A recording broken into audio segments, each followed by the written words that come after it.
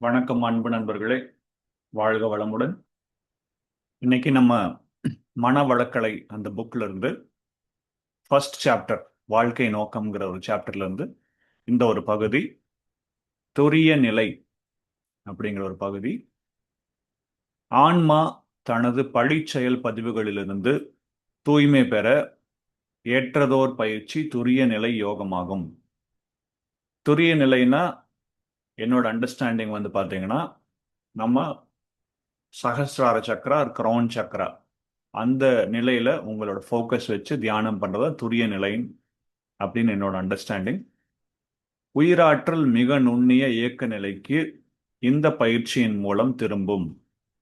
பிரபஞ்ச காந்த சக்தியோடு தொடர்பு கொள்ளும் ஆற்றல் ஓங்கி உள்ளுணர்வு அல்லது இன்ட்யூஷன் ஒளிரும். துரிய நிலை யோகமானது ஆசிரியர் தனது தவ ஆற்றலை கண்கள் மூலம் மாணவனுக்கு பாய்ச்சி குண்டலினி சக்திக்கு ஓர் உயர் ஆற்றல் அளிக்கும் செயலாகும். மூளையின் நுண் பகுதிகளை எல்லாம் தூண்டி இயங்க வைக்கும் ஆற்றல் துரிய நிலை யோகத்திற்கு உண்டு. இதன் மேன்மையினை விளக்குவது அரிது. அவரவர் அனுபவத்தால் பயனடைந்து விளங்கிக் கொள்ள வேண்டியது. மனிதனுடைய மூளையின் நடுப்பகுதியில் பீனியல் சுரப்பி, பீனியல் கிளாண்ட் ஒரு மூளையில் நடுப்பகுதியில் என்று ஒன்று இருப்பதாக அண்மை கால மருத்துவ விஞ்ஞானம் கண்டுபிடித்துள்ளது. அதுவே துரிய நிலையாகும். இவ்வாறு மூளையின் கபாடங்களை சீராக இயங்கச் செய்வதாகவும் அறிவுக்கு மேம்பாடாகவும் மனதிற்கு ஓர் உரம் தருவதாகவும் இருக்கக்கூடிய ஒரு பயிற்சியை செய்கிறோம். இப்பயிற்சியில் புலன்கள் வழி மனம் செல்கின்ற நிலையை மாற்றி அறிவானது எண்ணத்தையும் புலன்களையும் ஆட்சி செய்ய தொடங்குகின்ற காரணத்தால் இதை ராஜயோகம் என்றும் சொல்வார்கள். இந்த 3 முறையான பயிற்சிகளையும் 15 நாட்களில் ஓர் அன்பருக்கு நாம் கற்றுத்தருகின்றோம். அவர் அதை பயின்று கொண்டே வரும்போது அனுபவ ரீதியாக அவர் மனதை அமைதிக்கு கொண்டு வந்து விடுகிறார், உறுதிப்படுத்துகின்றார். ஒருமுக பயிற்சி வந்து விடுகின்றது.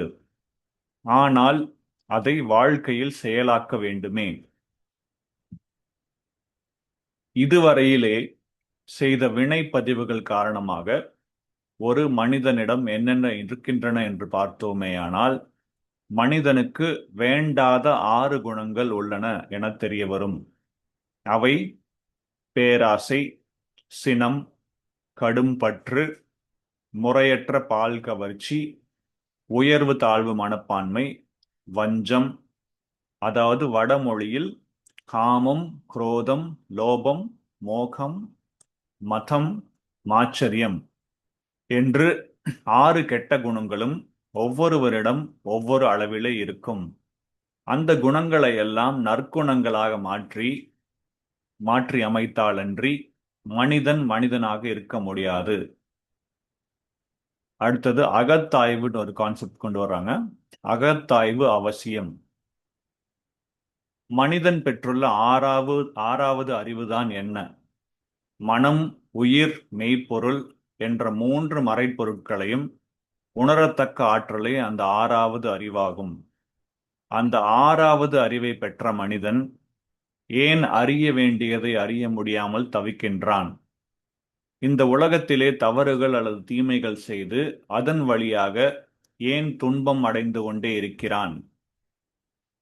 சஞ்சித கர்மம் என்று தொடர்ந்து வந்த பழக்கத்தினால் என்னென்ன காரியங்கள் முன்னர் செய்தானோ அவையெல்லாம் பதிவாகி இருப்பதாலே அவ்வப்போது அந்த பதிவுகள் தூண்டுதல் பெற்று இயக்கம் உண்டாகி சாதாரணமான ஐயுணர்வு வயப்பட்ட செய்கைகளிலேயே மனிதனை இழுத்து கொண்டு போகின்றன. இவ்வாறு அந்த பழக்க பதிவுகள் இழுத்து கொண்டே செல்வதனாலே அறிவானது உயர்ந்து மனதை அறிய வேண்டிய அளவுக்கு வராது தவிர்த்து கொண்டிருக்கிறது. போதிய சக்தி மனதிற்கு கூடி வராததே இதற்கு காரணம். எனவே விளக்கம் பெற்ற பின்னர் நல்ல முறையிலே வாழ வேண்டும் என உறுதி கொள்ள வேண்டும். ஒரு செயல் நல்லதல்ல, செய்யக்கூடாது என்று நினைத்தாலும் கூட அந்த முடிவை உடனே மறந்து விடுகிறான் மனிதன். மறுபடியும் அதே செயலைச் செய்கிறான். இந்த நிலையிலே இருந்து மேல் நிலைக்கு மாற வேண்டுமானால் நம்மிடம் என்னென்ன தீய பழக்கங்கள், வேண்டா பழக்கங்கள் உள்ளன என்பதையெல்லாம் கண்டுபிடித்து ஒவ்வொன்றாக மாற்றி அமைக்கிற முயற்சியிலே ஈடுபட வேண்டும். இதற்காகவே அகத்தாய்வு, இன்ட்ரோஸ்பெக்ஷன் என்று ஒரு முறையை நாம் பயிற்சியாக அளிக்கின்றோம். இதை தற்சோதனை பயிற்சி என்றும் அழைக்கின்றோம். இந்த அகத்தாய்வு 5 வகையான பயிற்சிகளை உடையது. முதலில் எண்ணம் ஆராய்தல். எண்ணம் என்பது என்ன? அது எவ்வாறு உண்டாகிறது? அதனுடைய விளைவுகள் என்னென்ன? அதனுடைய காரணம் என்ன என்பதை கண்டுபிடித்துக் கொள்வது. ஒவ்வொரு எண்ணமும் எழும்போதே அது எந்த அடிப்படையில் எழுந்தது, அதன் வழியே செயல் செய்தால் என்ன விளைவும் என்பதையெல்லாம் கண்டுபிடிப்பதற்கும் அதை ஒழுங்குபடுத்திக் கொள்வதற்கும் இது ஒரு நல்ல முறை பயிற்சியாகும். வாழ்க வளமுடன். இதோட இந்த பகுதி இன்னைக்கு ஸ்டாப் பண்ணிக்கிறேன். நாளைக்கு தொடருவோம். ரொம்ப பவர்ஃபுல்லா இருக்கு இதை படிக்கும் போதே. Thank you so much. Have a wonderful day.